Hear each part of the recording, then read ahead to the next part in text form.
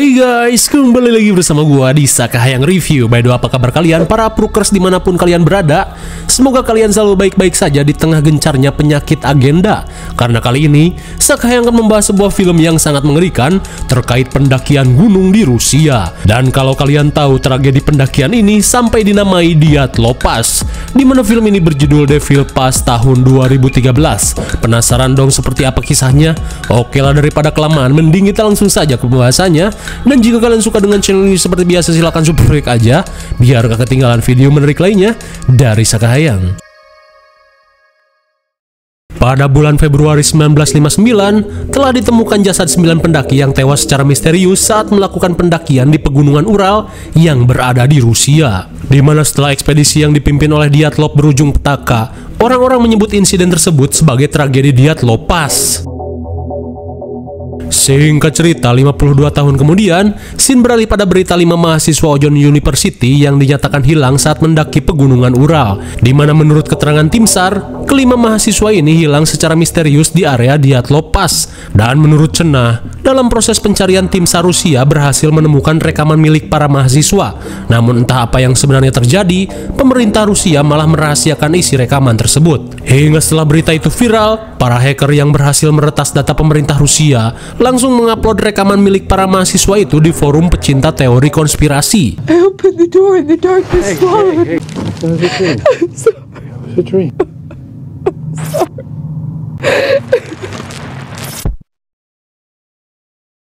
Dan kini kita akan melihat rekaman kelompok mahasiswa Ojon University sebelum melakukan pendakian ke Dyatlov Pass. Rekaman ini dimulai dengan vlog seorang KWS bernama Holly yang berencana melakukan ekspedisi ke pegunungan Ural. Dalam ekspedisi tersebut, Holly dan keempat rekannya akan membuat film dokumenter untuk mengungkap tragedi Dyatlov Pass. Tak cuma itu, Holly berkata jika mereka telah mempersiapkan semua peralatan yang dibutuhkan agar ekspedisi ini berjalan lancar. Kemudian, sambil menunjukkan 5 tiket pesawat hasil Unico alias usaha nipu kolot, Holly meminta rekan-rekannya untuk bersiap. So we've landed on mountains to a town called Evdel. Singkat waktu, sesampainya di negara Marsa and the Bear, Holly dan circle-nya terlihat menempuh perjalanan menggunakan kereta uap menuju pegunungan Ural. Kemudian, sebelum melakukan pendakian, Holly berencana untuk menemui seorang anggota pendaki Dyatlov yang tersisa bernama Abah Peter, di mana ketika itu, Abah Peter yang mengalami cedera bisa selamat dari tragedi setelah menunggu rekan-rekannya yang pergi muncak di dalam tenda. Dan menurut Cenah, Abah Peter yang kini harus dirawat di RSJ merupakan satu-satunya orang yang mengetahui kebenaran tentang tragedi Dyatlov Pass.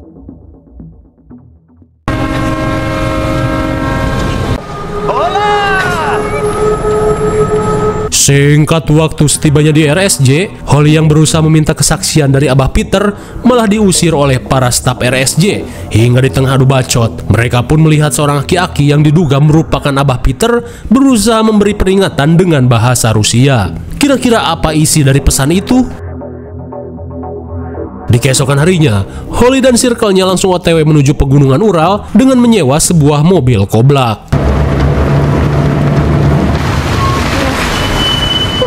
Sebelum Holly dan circle-nya memulai pendakian, si supir bernama Sergei mengajak mereka untuk mendatangi rumah bibinya, karena mungkin saja bibinya mengetahui informasi tambahan tentang tragedi Dyatlov Pass. Namun sesaat kemudian, Jensen yang penasaran langsung menanyakan arti pesan yang sempat Abah Peter tunjukkan dengan menulisnya di atas salju.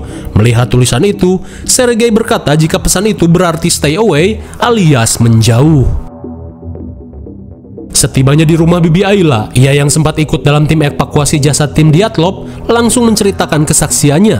Ketika itu, ia dan timnya berhasil menemukan 11 jasad pendaki yang tewas membeku, di mana 2 diantaranya terindikasi mengalami mutasi yang aneh.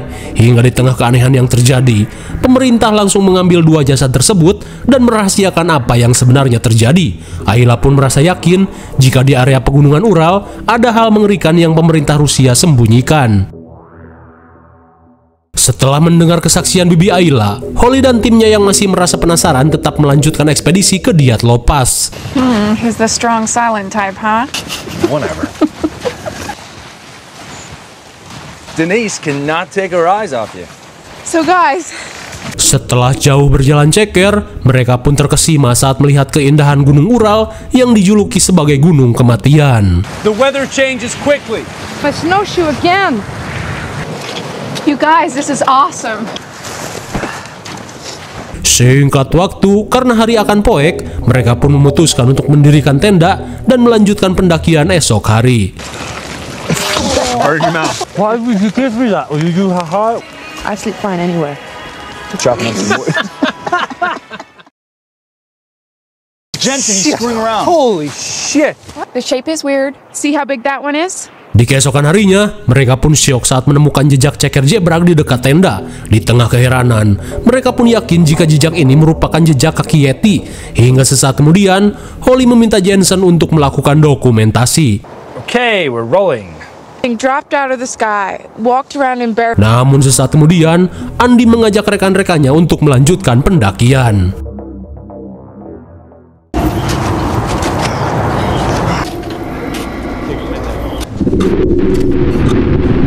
Di tengah pendakian, mereka pun kaget saat mendengar suara geraman dari arah gunung. Hingga setelah jauh berjalan ceker, mereka yang melakukan pencarian kembali menemukan jejak ceker Yeti. Holly, come look at this. What is it? It's a weather tower. Melihat menara cuaca di tempat tersebut, Holly yang penasaran bergegas melakukan pengecekan. What the? Sontak Holly pun syok parah saat menemukan potongan lidah di dalam pos tersebut.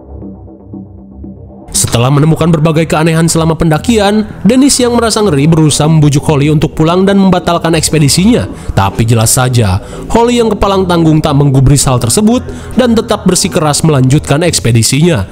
Hingga di tengah cekcok hebat, Holly pun merasa heran saat melihat Jensen yang termenung. Lantas, Jensen yang menyadari ada sesuatu yang tak beres, merasa khawatir akan ada hal buruk yang terjadi. Mendengar hal itu, Holly berusaha menenangkan Jensen dan mengungkapkan jika semuanya akan baik-baik saja. Namun di tengah obrolan, dari kejauhan terlihat dua sosok misterius yang sedang melakukan pengintaian. This mountain really is amazing. No shoes? Anybody?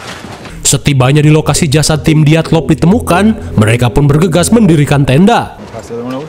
Yeah, the other one. Right, I got it. Point between 9 and 11 o'clock that night. Love this footage, Andy. You look like a TV chef. Setelah persiapan selesai, Holly langsung memulai syuting dan menunjukkan lokasi-lokasi mayat para korban ditemukan. The group's leader and the most experienced hiker, Rustem Slobodkin, 23, Sineda Kolmogorova, 22, Ludmila Dublanina, 21, Alexander Zolotarev. All the victims was determined to be hypothermia. Georgy Krivnishenko.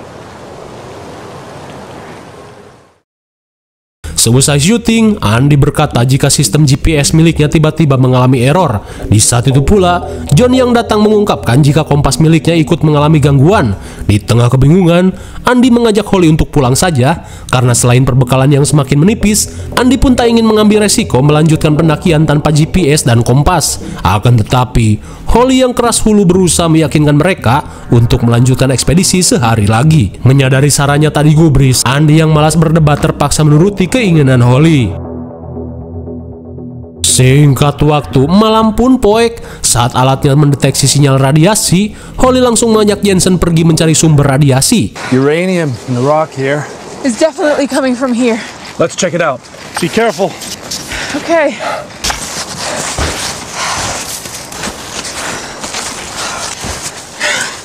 Oh my God, Jensen, it's...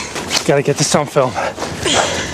Sungguh tanpa diduga, rupanya sinyal radiasi yang mereka dapat berasal dari sebuah bunker tersembunyi. Di tengah keheranan, Holly yang penasaran meminta Jensen untuk membuka pintu tersebut. Akan tetapi karena terhalang es, mereka yang kesulitan membuka pintu bunker memutuskan kembali ke tenda dan mengeceknya esok hari. Tapi sebelum itu, Holly yang tak ingin mereka khawatir meminta Jensen untuk merahasiakan hal ini. Saat malam semakin larut sambil ngevlog, Andy langsung memberikan kode gabrut dan mengajak Dennis membuat video 19 detik. Make a little home movie. You ready again?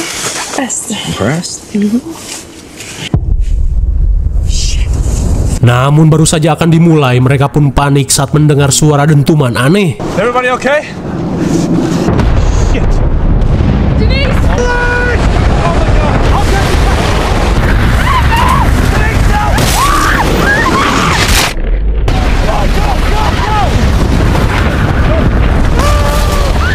Sungguh mubazir, bagaikan terkena ajab, si seksoi Dennis pun tewas tertimbun longsoran salju.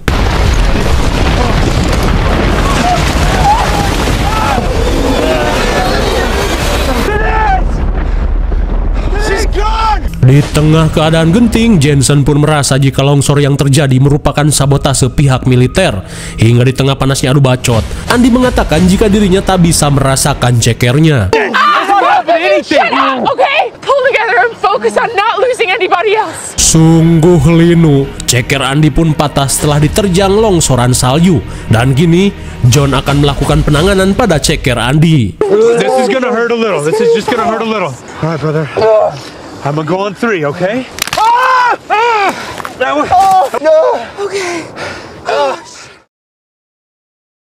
Di pagi buta, Jensen yang sempat melihat dua anggota militer dari rekamannya mulai curiga jika longsor ini merupakan ulah pihak militer yang sengaja meledakkan bom. Hingga sesaat kemudian, Holly mengungkapkan jika semalam mereka sempat menemukan pintu bunker di tempat tersebut. Dirasa nyawa mereka sedang terancam, John mengungkapkan jika mereka harus secepatnya pergi dari tempat ini. Selang beberapa saat, seketika mereka pun lega saat melihat dua orang pendaki yang datang. Namun di saat itu pula, Jensen menyadari jika orang-orang itu merupakan pasukan militer yang telah mengintai mereka. Di tengah kepanikan, mereka pun berusaha mengajak Andy untuk pergi. Namun Andy yang tak ingin menjadi beban meminta mereka untuk pergi saja. Sementara ia akan berusaha untuk mengulur waktu. We'll send help. Please. No! Go! Oh my God! It's already open, it's just frozen shut. Get it!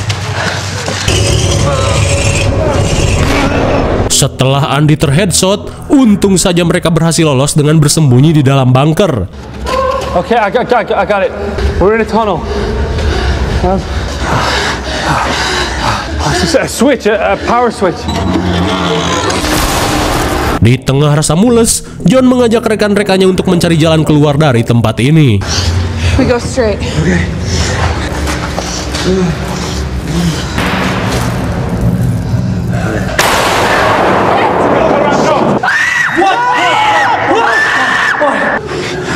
Shit! Stay close. Keep going, keep going. Jesus. Di tengah pencarian, mereka pun syok saat menemukan ruang lab di tempat ini. Hingga sesaat kemudian, Holly yang melihat John semakin ripuh berusaha menghentikan pendarahannya. Sementara itu, Jensen yang penasaran bergegas melakukan pengecekan. Yeah, no problem. Look at this place. Di tengah pengecekan, Jensen pun kaget saat menemukan buku-buku berisi data prajurit dan foto kapal perang Amerika yang dijadikan kelinci percobaan dalam eksperimen Philadelphia, di mana dalam eksperimen ini mereka berusaha menciptakan portal teleportasi. Namun naasnya, percobaan tersebut harus gagal dan membuat tubuh awak kapal menyatu dengan kapal Philadelphia. Setelah mendengar penjelasan tersebut, Holly yang khawatir dengan kondisi John mengajak Jensen untuk mencari jalan keluar.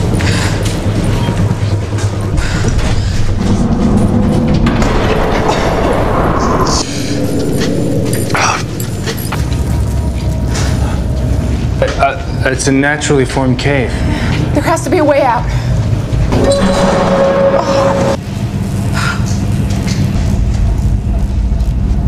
Oh no way. Door. Told you someone had been here recently. Kind of experiments on them, maybe? Holly, look at the bullet holes. Oh, Christ. My God, sontak mereka pun syok parah saat melihat tulang-tulang prajurit yang dijadikan kelinci percobaan di tempat ini. Dan bisa kita lihat, jasad para prajurit yang dijadikan kelinci percobaan memiliki gigi yang runcing seolah bermutasi menjadi makhluk sejenis SCP. Hingga sesaat kemudian, mereka yang mendengar suara gedebruk bergegas melakukan pengecekan.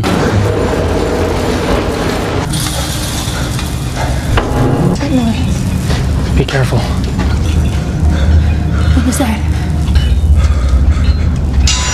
Setelah menemukan 3 kail mengerikan, di saat itu pula mereka pun heran saat menemukan handycam yang sangat mirip dengan milik mereka. You must go long. Come on, please. Are you saying that on Shit! Di tengah keanehan yang terjadi, seketika mereka pun panik saat mendengar teriakan John yang kesakitan. JP!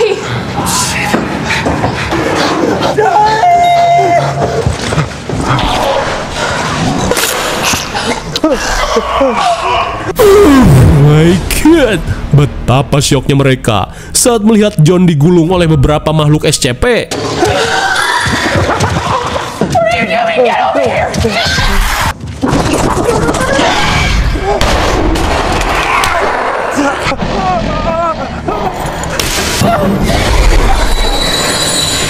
Sontak mereka pun heran saat makhluk SCP ini memiliki kemampuan teleportasi. Don't get your shit together right now.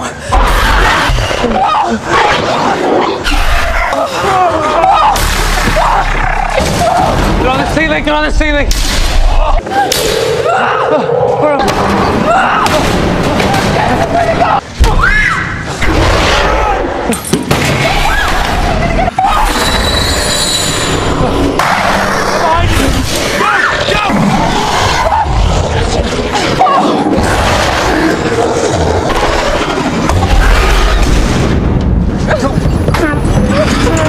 Why didn't they kill us when they had the check? Untung saja mereka yang kabur menuju goa berhasil lolos dari kejaran makhluk aneh ini. Namun anehnya, meski makhluk ini bisa melakukan teleportasi, akan tetapi makhluk ini tidak bisa berteleportasi ke dalam goa. Di tengah kepanikan, Holly yang khawatir mengajak Jensen untuk kembali mengecek John. Akan tetapi Jensen merasa jika John sudah tewas di mukbang makhluk SCP. Sontak mereka pun kaget saat menemukan portal aneh di tempat tersebut. Hingga di tengah keheranan, Jensen pun merasa yakin jika portal tersebut merupakan eksperimen proyek Philadelphia yang berhasil disempurnakan oleh pihak Rusia. Lantas ketika senternya kehabisan baterai, Holly pun baru menyesal terlebih rekan-rekannya harus tewas karena keegoisannya. Namun karena bubur sudah menjadi Jensen pun hanya bisa menelan kenyataan. Hingga di tengah keputusasaan, Holly mengajak Jensen untuk melakukan gacha keberuntungan dengan cara memasuki portal tersebut. Karena kali aja mereka akan mendarat di suatu tempat hingga bisa mendapat pertolongan. Ya, daripada terjebak di tempat ini selamanya, mereka pun sepakat untuk melakukannya.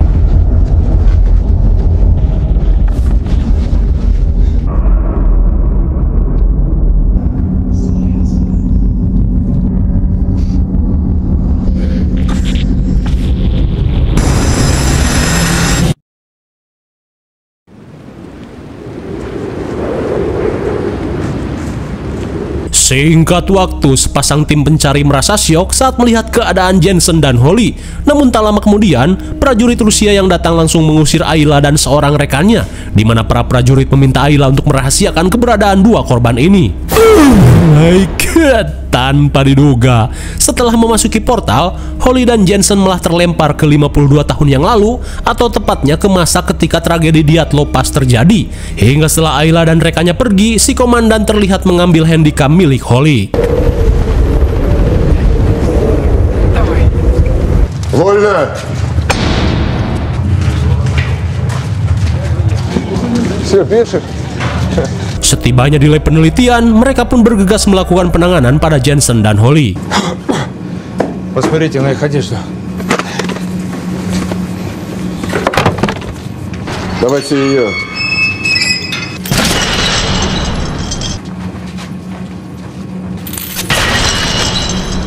Вы ушли отсюда к чертовой матери! Прям дрожь пробивает.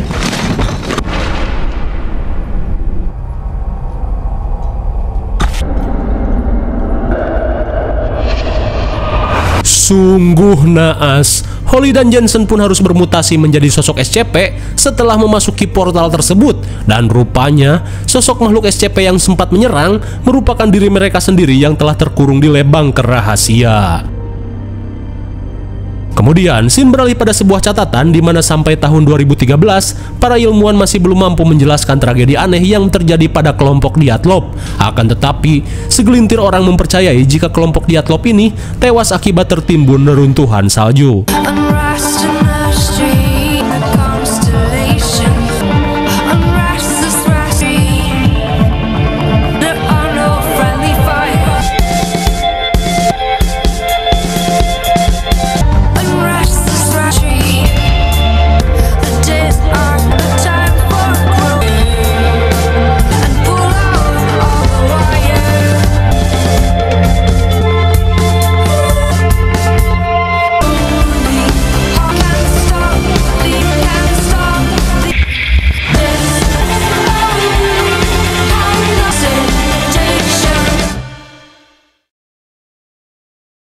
Bagaimana plot twist sekali bukan? Tak ada yang perlu dijelaskan lagi karena sudah jelas di mana ekspedisi Holly harus berujung petaka hingga membuat Holly dan Jensen yang memasuki portal bermutasi menjadi makhluk SCP dan time travel ke 52 tahun lalu. IMDb untuk film ini adalah 5,7 dan menurut saya yang cocok saja dengan nilai 6,0. Mungkin segini saja review dan pembahasan film Devil Pass tahun 2013.